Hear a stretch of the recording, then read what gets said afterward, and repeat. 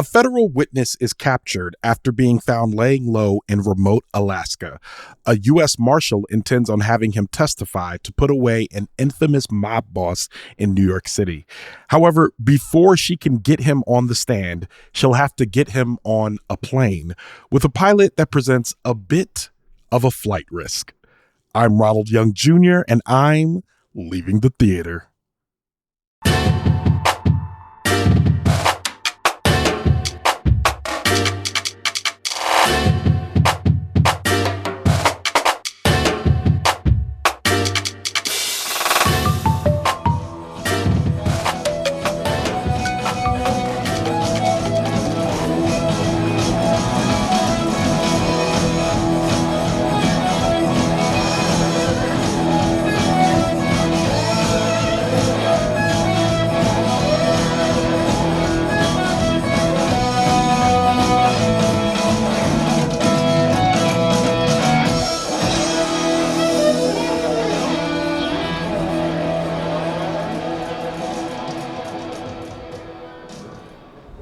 All right, this is Ronald, and I am leaving the theater after seeing Flight Risk.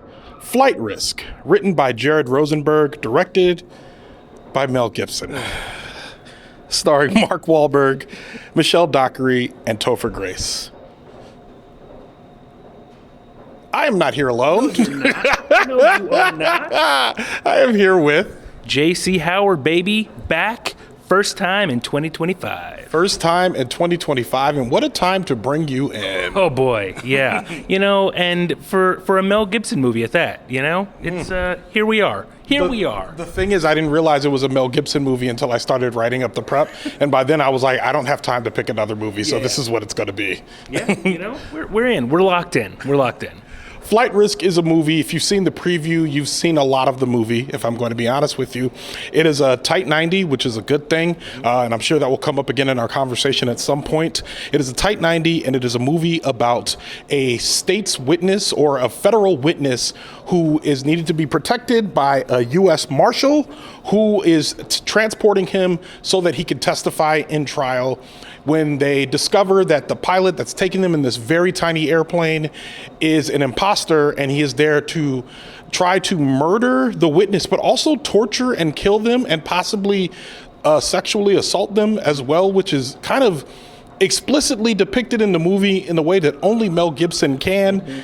I'm already giving commentary. Let me slow down and just ask you a question, sir. What did you think of this movie? It was not a great movie, but it was fine. It was. Hold on. Before you go on, I want to give you permission to loose your hands on this one, because you started off by saying it was not a great movie, and I felt the positivity inside of you.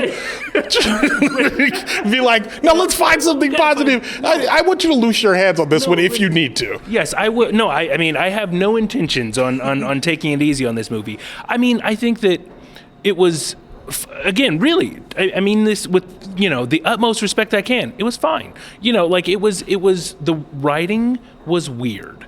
There were parts of it that I really enjoyed because it didn't take itself super seriously. Like there's a lot of laughter throughout. As you kind of said, if you've seen the trailer, you kind of have seen the movie. Literally every bit of action that is in this movie is in the trailer. I wasn't worried about, I wasn't excited to see any of the action, but knowing that all of it was kind of in the trailer, I was like, okay, well, then I actually get like character stuff and like getting these people and like knowing their worlds and the world that they have together. All to say is that like I really actually truly enjoyed the performances. The writing was pretty bad, and like this was a 90-minute movie. Again, very good, tight 90. Could have been a 45. I mean, and that's not just to say that any movie could be shorter. Like any movie could be shorter, but like this was a very good short story that didn't need to be a 90-minute movie. Yeah, this would have been a very impressive episode of some sort of procedural, or they could have thrown this on an NCIS episode and it'd been the whole episode. Reacher episode. Yeah. This was one episode of a streaming series. This is definitely a movie that should have been on streaming. But I think my main quibble with this movie is Mel Gibson. And I feel like Mel Gibson's fingerprints are all over this movie in a way that really disgusts me. And I know that some of it's in the writing, but the ways in which this is a rated R movie, obviously, but there's ways in which the character Mark Wahlberg, who we don't actually get a name for, but the character is performing sadism at such a high level in comparison to the kind of lighthearted tone that Topher Grace has taken for this whole movie, that it becomes wildly, like, it scared me a little. There was stuff that he was saying to him that he was going to do to him where I'm just like, now this is like one of those things where when they talk a lot about the sexual assault of men in films, I actually watched a very interesting YouTube video, which if I can find, I'll put it in the show notes, where it talks about how unseriously it takes the sexual assault of men. And in this case, it's one of those things where they put it in your face and establish it as such dominance and power that it becomes like this very unsettling thing that the Mark Wahlberg character kept looping back to, and then several times he's self-mutilating in this film in a way that, or enacting violence in a way that I'm just like, this is a Sunday afternoon movie, like on UPN. None of this should be happening, and it really bothered me. Yeah, no, and along those same lines, I felt like there were several off ramps. Like, to your point, like Yes. there were several off ramps that just were not taken. Like, I mean, again, without spoiling, most of it is in the trailer, but without spoiling the movie, I will say they didn't have to get on the plane to begin with. They did not. Mark Wahlberg could have done what he had to do on the ground. Nothing would have changed. Like, he could have gotten the job done. But it's exactly because of what you're talking about, the sadism and masochism and, self-mutilation of this guy, this, weird, crazy guy. That's the only reason that this movie exists. In the air. In the air, exactly. Yeah. It just, it's a flight risk, but for what? The flight didn't have to be risky. So all to say is that, I just felt like, again, there were just I was watching it at certain points, and I was like, as the characters were explaining the motives, especially Mark Wahlberg, I was like, well, you don't need to do all this. You're here to do a job or whatever. You could have just done the job, but you want, it seems like a movie for the sake of movie instead of for the sake of characters that actually have motivation to move on and do the next thing and do the next thing. That's exactly how I felt. And then the parts of the movie that were shoddy to me were parts that I normally don't think of.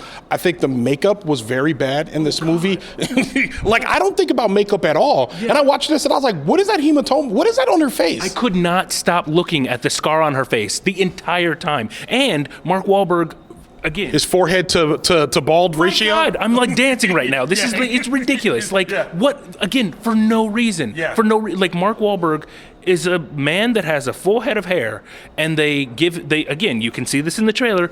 He's bald. He's balding. And for what? For no, it serves no purpose at all. So the makeup was just, it was distracting. I was so distracted by Mark Wahlberg's eyebrows all the way to the back of his head. And then again, Michelle Dockery, she has this scar on her face, and I just could not keep my eyes off of them. They were discolored. It was something that again, if sound is really good, you don't notice it. If makeup's really good, you don't notice it. And it was sitting there, and I actually sat in there, looked at the credits, and saw that they had a 4-person team for the makeup, which means that there were people to check and double check with lighting and everything, and no one chose to do it. And I'm sorry, director Mel Gibson, if it's not your job to jump in that moment. Director Mel Gibson has a problem with trying to always evoke viscera. Oftentimes, I think there were a lot of people that didn't like The Passion of the Christ for that specific reason, because it zooms in on the torture, in which some people, even some people that went to my church, are like, yeah, that's the point. You got to know what Jesus did for you. And I'm like, I got to be honest with y'all. I think even Jesus was like, well, I went through this so you didn't have to. So I don't need you to keep reliving that trauma over and over. I just need you to live a good life. Whereas you have that, then you also have a movie like Hacksaw Ridge, another movie that's supposed to be noble, again directed by Mel Gibson, that's just shoving the violence just right in your face, even though the main character is effectively a pacifist. And then there's another movie called Apocalypto, which I think is Mel Gibson's probably one of his best, but another movie where they're again just shoving violence in your face in a very specific way, especially retributive violence, retributive violence, in a way that just, I don't know, it made me uncomfortable. How did you feel about that? I didn't need it. I mean, it really is one of those things that I mean, it feels in some ways Tarantino-esque in that, except Yes. Tarantino, you know, it's in some ways comical the way he does it because it's like just tons of blood everywhere. I mean, it's weird and unsettling. I don't like it, but like, you know, It's at least more cartoonish. yes, exactly. It's Yeah. cartoonish. Whereas this is just like, okay, like why are we doing this? Like, why am I watching? You don't even have to describe it. I saw you move your hand to your other hand, and it made me uncomfortable all over again. Yeah, there's just some things that are very exactly as you said, visceral about this movie. I think the other thing, my other kind of quibble with this movie is the voice acting. There are really only three main actors that kind of are appearing on screen. They're there throughout the course of the movie, and then Michelle Dockery's character, the U.S. Marshal, is over the course of the movie on the phone with different people, from her supervisor to the director of the U.S. Marshals, and different people like helping her with the plane and all these kinds of things. And the thing is, with all of those, almost every single one of those voice roles, it was so stilted. Like it again. Talk about things that took me out of the movie, took me out of the moment, was just like all those voices are just like, why am I listening to these people? Like, could this be done any other way? Or like, could you get better voice acting or have them there live in some kind of way? Because it just felt so stilted and took me completely out of it. I agree. I think the voice acting was bad, and I think they were trying to build a world that was outside of the plane. That it just, I've seen it work in other places. Like there's a movie with Kurt Russell. I don't think it's called Terminal Velocity. Maybe it is called Terminal Velocity, but they're on a plane. I think one thing that I wrote down is that when a drama is on a plane and part of the drama is that there's no pilot, then all of the drama comes down to landing and flying the plane. You don't need anything extra. You don't need to make it more complicated. And there were several times where I'm watching Mark Wahlberg seething in rage and like trying to break out of his handcuffs out of the back of the plane. And I'm like, oh, okay, so this is going to be another difficulty factor to landing the plane, which is hard enough. So why are y'all adding this extra part? This dude should have been dead like 10 minutes ago. Yeah. Which, to be sure, Topher Grace's character Winston points out in his own right. Like, why don't we just kill this guy? And they didn't have a real reason not to. Right. Other than, I'm a good guy. Like, I don't do that. Yeah. It seems like you didn't love this movie. Oh, I didn't like it. So the thing is, like, okay.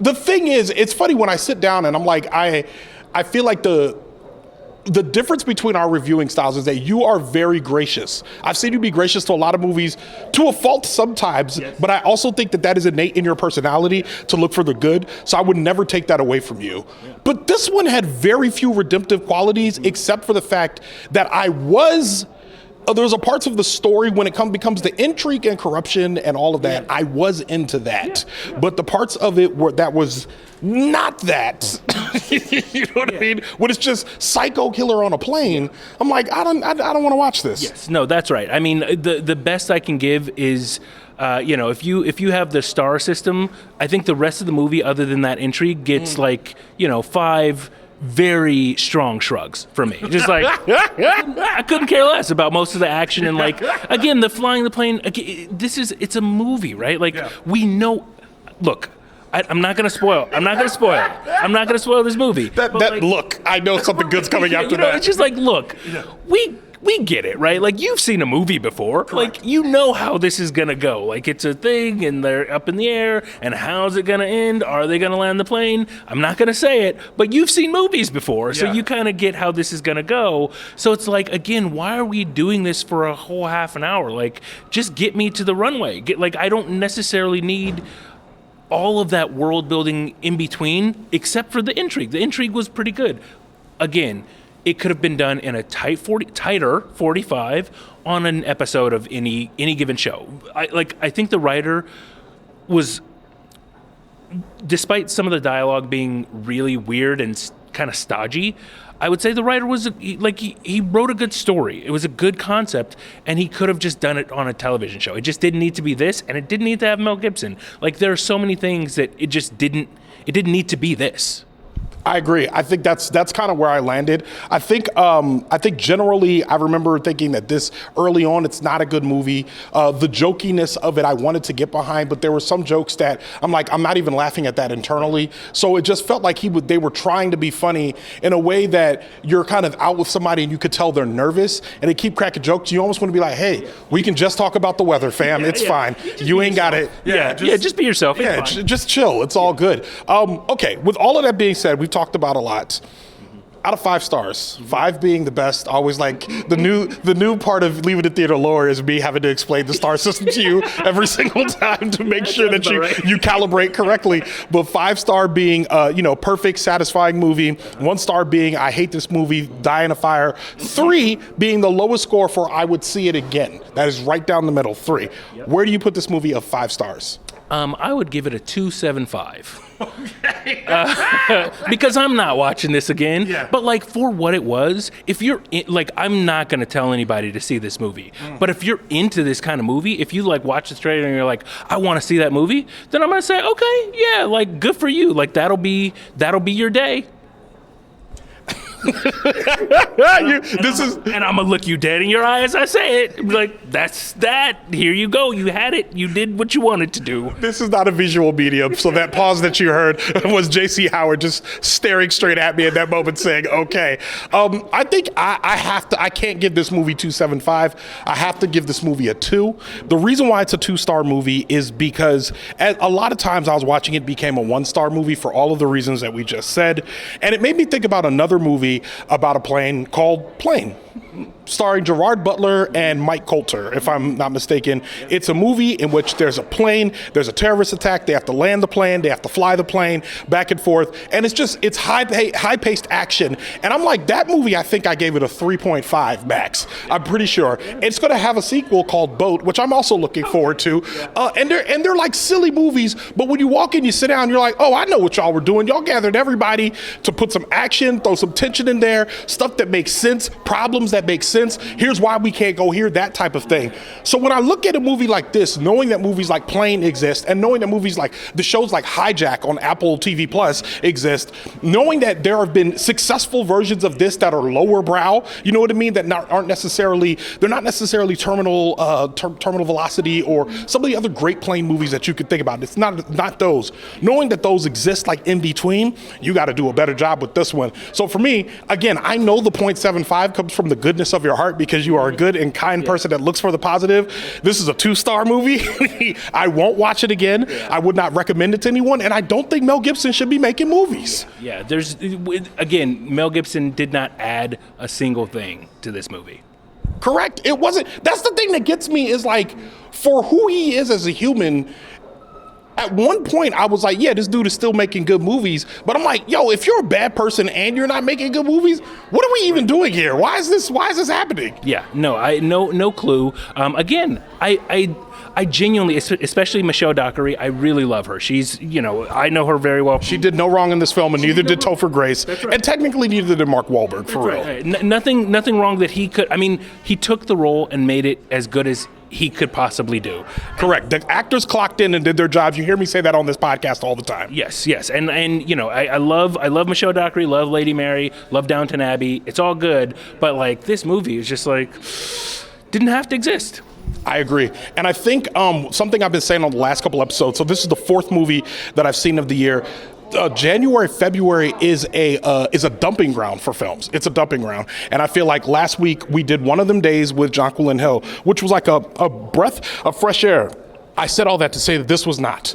This is more of the dumping ground that we've been dealing with this whole time. This is one that you can wait for it to come out on whatever streaming service and then turn it on and then immediately start folding laundry and go to bed. Yes. Yeah. I mean, or cooking, or maybe listening to something else. Yeah. Maybe start a second movie. Right. Yes, exactly. Just like picture in picture and put this on the second screen. Yeah. You don't need it. And then when it's on the second screen, just turn it off and then make the first one the main screen. Exactly. Basically, maybe just don't watch this movie. You can skip this easily. And I'm telling you, 2.75 from JC Howard is basically like a 0. Yeah, I mean, so that's a 1 basically. Yeah. But no, I mean, again, truly, because the actors clocked in. I mean, I don't want to belabor the point, but because the actors clocked in, I enjoyed all of their performances. The movie just wasn't good. Yes, and with that, Leave It in Theater is a production of Oh, It's Big Ron Studios. I mixed this episode, and let me tell y'all a little bit about what I did today. Today I made a mistake. Me and JC Howard showed up to the theater ready to walk in, and it turned out I was 40 minutes late to the movie, which meant I had to go on my phone, find where it was playing locally, good and convenient for JC, who had just driven out to Tyson's Corner to watch this movie, somewhere close and convenient for him and I both. Then we had to rush to get here, walk in during the previews to actually sit down and watch this dumpster fire of a movie. So if you enjoy what we do, the best thing you could do to support us is go to patreon.com/leavingthetheater. Again, that's patreon.com/leavingthetheater, or go to the link in our show notes in order to support me making this show for you every week. I really enjoy doing it. I enjoyed the logistics that we did today. It was a good time. I enjoyed hanging out with you. I enjoyed being here. And if y'all enjoy us, again, go to patreon.com/leavingthetheater, or go to the link in our show notes. Show art from Heather Wilder. Theme music by the mysterious Breakmaster Cylinder. For more information about Flight Risk or JC Howard, check out our show notes. You can follow me on Twitter, Instagram. Nope, you cannot follow me on Twitter. Don't follow me on Twitter. You can follow me on Instagram, TikTok, Threads, or Letterboxd at Oh It's Big Ron. That's at OHITSBIGRON. You can find out more about this show and other Oh It's Big Ron Studios shows by following us on Instagram at Oh It's Big Ron Studios. Leaving the Theater will be back soon. Thanks for listening. And thanks for being on the show. Thanks for having me. Find me on Blue Sky. Oh, that's right. I'm also on Blue Sky. Oh, it's bigron.bluesky.something or another. Yeah, sure.